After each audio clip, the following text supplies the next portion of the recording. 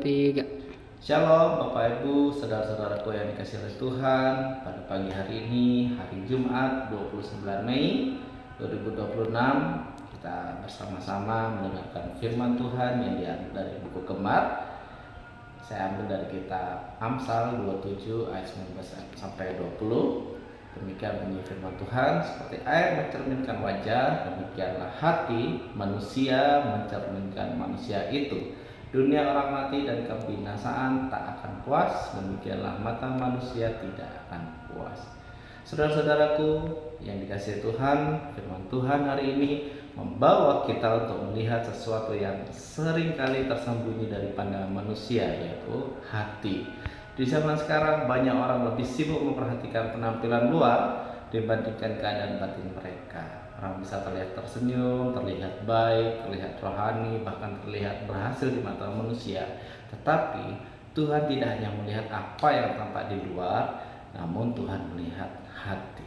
Penulis Amsal memakai gambaran yang sangat sederhana namun mendalam. Seperti air mencerminkan wajah, demikianlah hati mencerminkan siapa dirinya yang sebenarnya. Ketika air tenang, seseorang dapat melihat pantulan wajahnya dengan jelas. Demikian juga hati manusia akan memperhatikan karakter dan isi kehidupannya. Apa yang ada di dalam hati suatu saat pasti terlihat melalui perkataan, sikap, dan tindakan. Orang yang hatinya penuh kasih akan mudah mengasihi orang lain. Orang yang hatinya penuh damai akan membawa ketenangan bagi sekitarnya. Sebaliknya, hati yang dipenuhi iri hati, kebencian, kesombongan, atau kepahitan akan terlihat melalui perkataan yang melukai, sikap yang kasar, dan perilaku yang tidak mencerminkan Tuhan.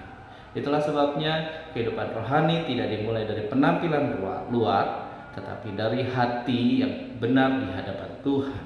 Banyak orang berusaha memperbaiki citra diri di depan manusia, tetapi mereka lupa meminta Tuhan membersihkan hati mereka. Padahal hati adalah pusat kehidupan. Dari hati keluar keputusan, perkataan, bahkan arah hidup seseorang. Saudara, firman Tuhan kemudian melanjutkan dengan sebuah peringatan yang sangat kuat. Mata manusia tidak akan puas. Dunia orang mati dan kebinasaan digambarkan tidak pernah penuh. Demikian juga manusia seringkali tidak pernah merasa cukup setelah mendapatkan satu hal. Manusia ingin lebih dan lebih lagi. Setelah mencapai sesuatu, muncul lagi keinginan baru.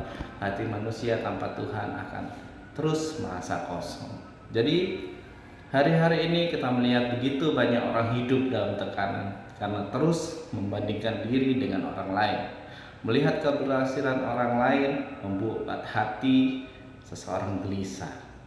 Melihat milik orang lain membuat diri merasa kurang. Akhirnya manusia mengejar uang, jabatan, pujian, dan kesenangan dunia tanpa pernah benar-benar merasakan damai sejahtera.